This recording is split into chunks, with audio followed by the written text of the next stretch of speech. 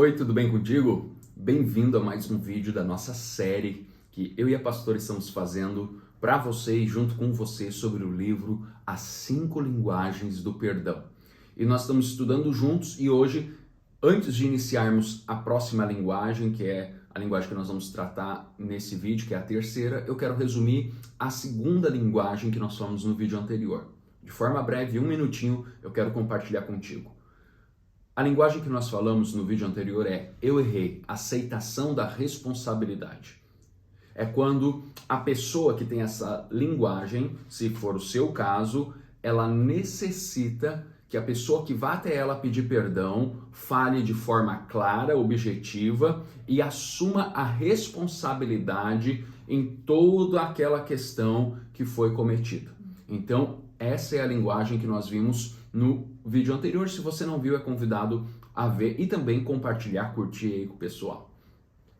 Certo, gente. Então agora a gente vai falar sobre a terceira linguagem do perdão, que é compensação do prejuízo, tá? É como posso corrigir isso. Então, como posso corrigir isso? Compensação do prejuízo. E essa linguagem trata do princípio da indenização. Algo muito comum na nossa sociedade, até nas questões civis e na questão de tribunal, de juízo, a gente vai falar um pouquinho mais sobre isso e você vai conseguir entender bem de forma clara. Mas quando você lê o livro, preste muita atenção nos exemplos e tudo aquilo que o autor e a autora colocam ali, porque é muito esclarecedor. Conforme nós temos falado, nós só estamos fazendo comentários aqui e não tira o seu dever de ler e estudar o livro. Porque a gente tá só fazendo uma facilitação, né? Para que cada um entenda, mas os exemplos sempre ajudam bastante, né? Então, o que é? A gente pode usar, né, que nem o pastor falou, o exemplo da justiça. Quando a gente é prejudicado, vamos falar sobre danos morais, né? Quando a gente é prejudicado por uma empresa ou em alguma situação, a gente corre na justiça para a gente conseguir a compensação do prejuízo que aquela empresa nos causou, seja ela qual for, né? Seja danos morais, enfim.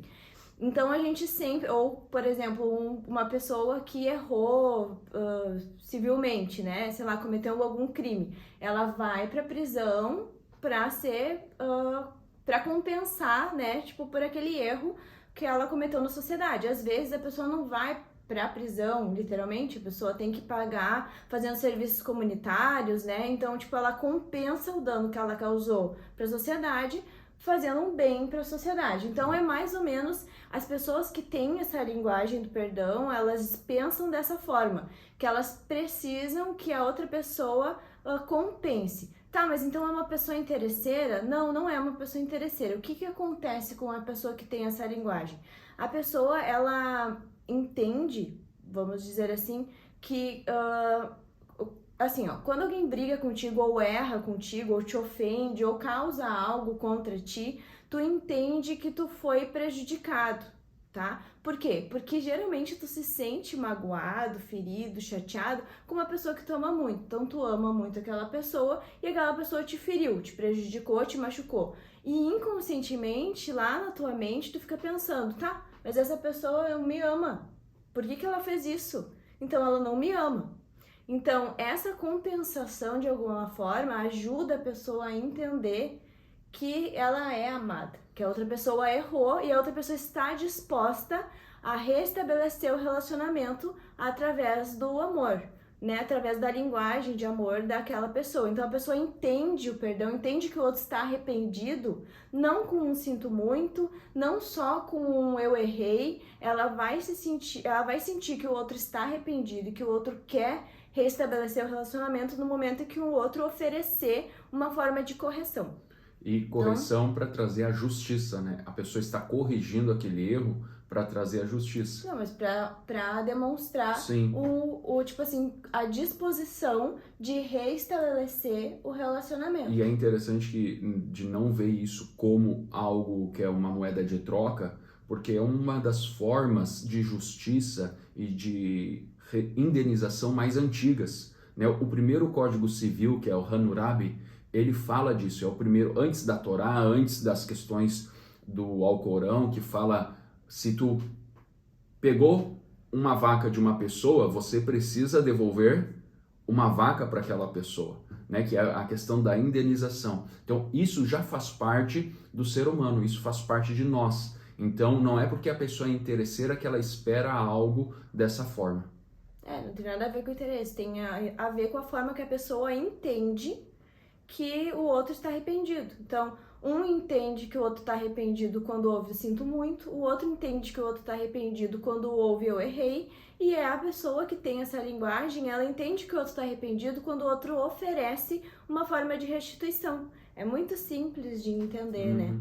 Em relação a isso. Então, cada um. Então, é muito importante a gente usar todas as linguagens, a gente dizer que sente muito, né? A gente manifestar o nosso erro e dizer que a gente errou. E não basta só isso. Para a pessoa que tem essa linguagem, ela precisa que tu também ofereça uma forma de restituição. Às vezes tu não precisa oferecer uma forma de restituição, né? Se tu sabe como restituir essa pessoa, qual é a linguagem que vai mais tocar essa pessoa, que a gente já vai falar daqui a pouquinho sobre isso, tu já vai direto no ponto. Mas se tu não sabe, tu pode sim fazer a pergunta: o que eu posso fazer? Se mostrar solícito, se mostrar disposto, o que eu posso fazer? Então a gente vai falar sobre isso daqui a pouquinho. Então, esse esforço de querer, de demonstrar uma forma de restituir, faz com que a outra pessoa entenda que o outro está arrependido. Então, é um sinal de arrependimento.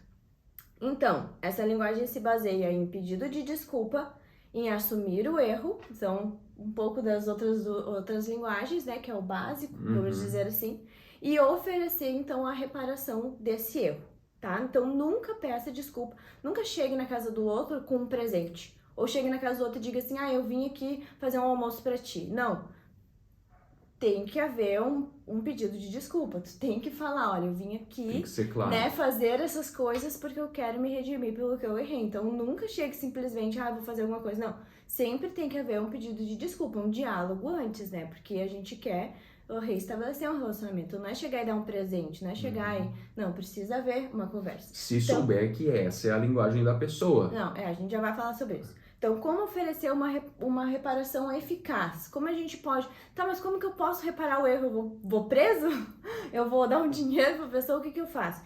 Então, o autor é o mesmo autor que escreveu o livro As 5 Linguagens do Amor, e daí sobre isso, quem sabe eu e o pastor vamos fazer um outro vídeo. Esse autor, ele fala que ele entende que a forma de reparação geralmente é a linguagem de amor da outra pessoa.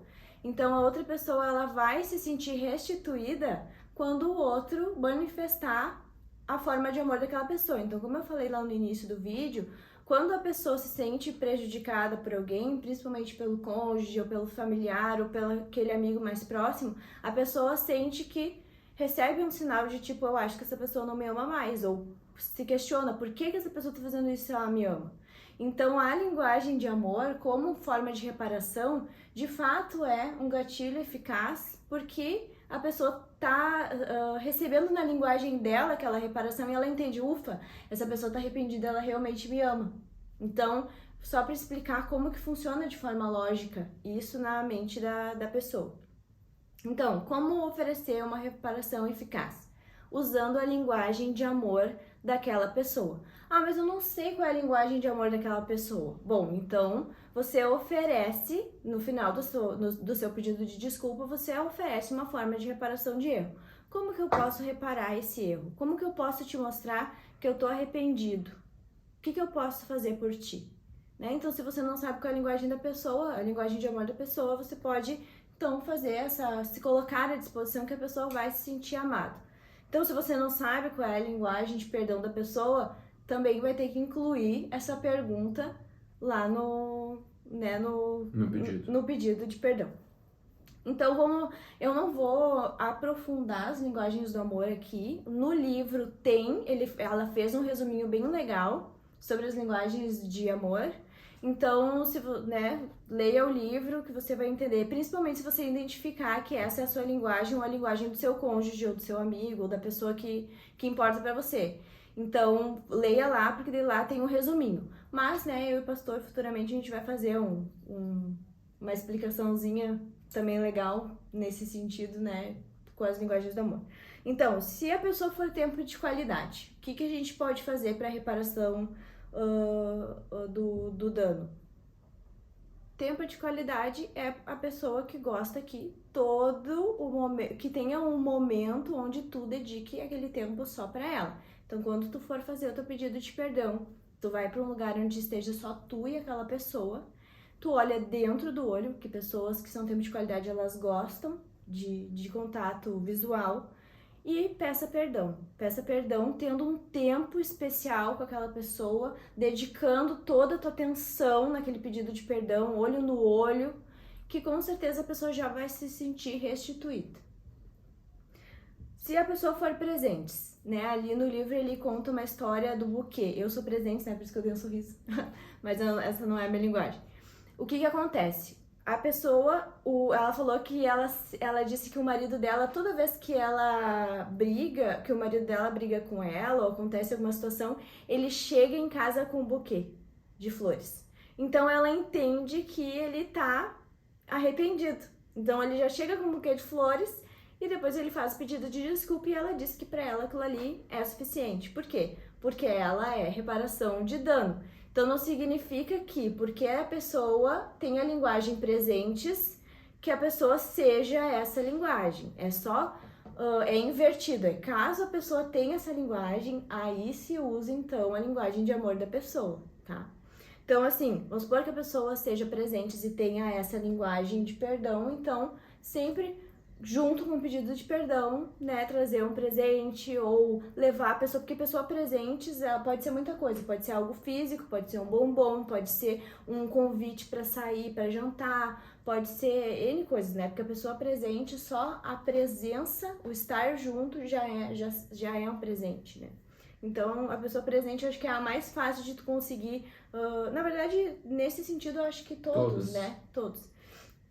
Se a pessoa for palavras de afirmação, junto com o pedido de desculpa, se você ofendeu a pessoa, ou humilhou a pessoa, ou fez alguma coisa que fira a afirmação dela, o eu dela, né? Se foi uma briga onde houve ofensa, onde houve discussão, então reparar o erro nesse sentido. Não, tu não é isso que eu falei, né? Eu quero retirar cada palavra e substituir as palavras negativas que tu falou na discussão, na briga, né, no erro que tu cometeu, por palavras de afirmação.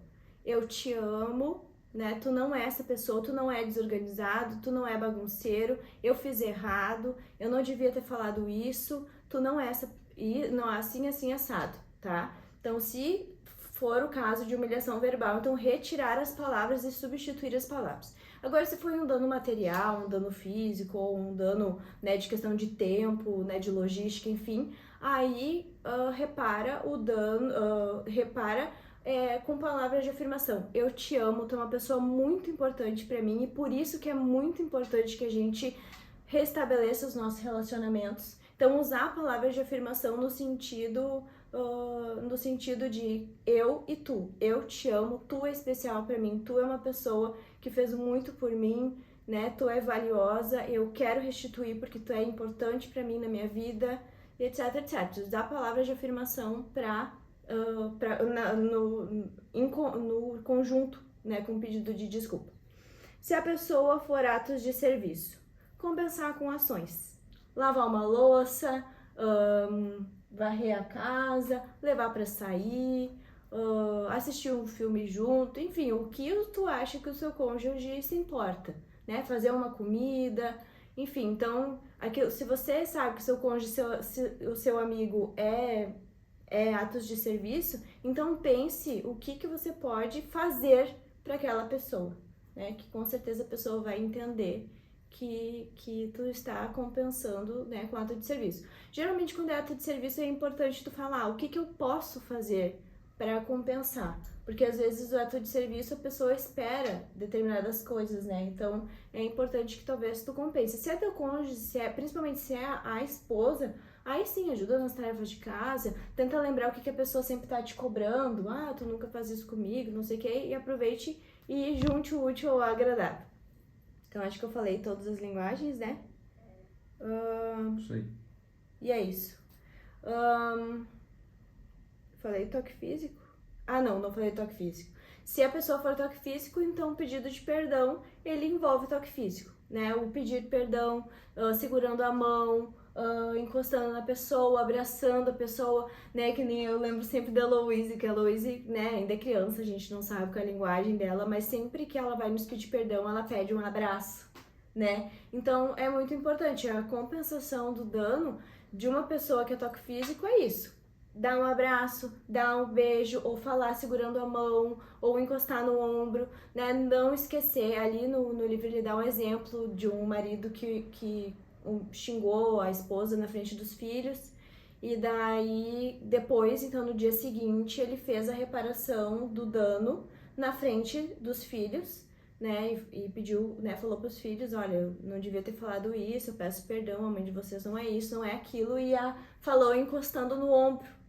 E aí ela disse que no momento que ele encostou no ombro, ela entendeu, não, ele tá arrependido, ela recebeu o amor e ela entendeu e liberou perdão, né? Então, tipo, são pequenos gestos que fazem toda a diferença. Não acho que seja uma linguagem complicada, só tem que pensar, né, qual é a linguagem da pessoa e como que eu posso compensar, porque se tu prejudicou, é teu dever compensar.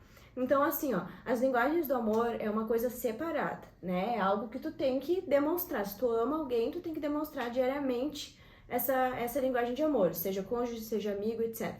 Mas se a pessoa for compensação do dano, se essa for a linguagem de perdão dela, tu precisa compensar com a linguagem do amor, tá? Então a linguagem não é só porque a pessoa é presente que essa seja a linguagem de perdão dela, tá? Só para ficar bem claro isso, porque pode confundir, já que a gente tá falando de duas coisas separadas, né? Então, você é presente, agora vai ser sempre assim. Não, não vai, tá?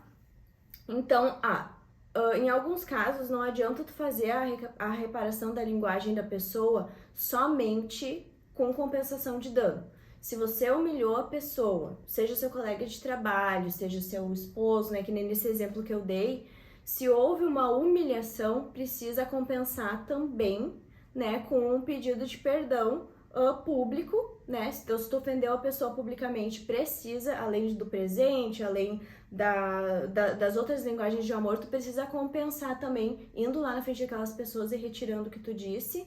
Ou se tu quebrou algo de alguém, restituir aquilo, né? Se tu prejudicou, então, a imagem da pessoa, restituir. Então, se houve algum tipo de dano que envolveu outras pessoas ou algo, precisa também haver a reparação do dano físico, né? Ou da questão da vergonha, enfim. Então, se eu quebrar algo, eu tenho que restituir. Se eu estraguei algo, eu tenho que restituir. Se eu humilhei a pessoa, eu preciso restituir aquilo ali na frente dos outros, né? E é isso. Espero que essa linguagem... Vai? Não, é isso. Tu falou, é isso, eu ia falar, é isso.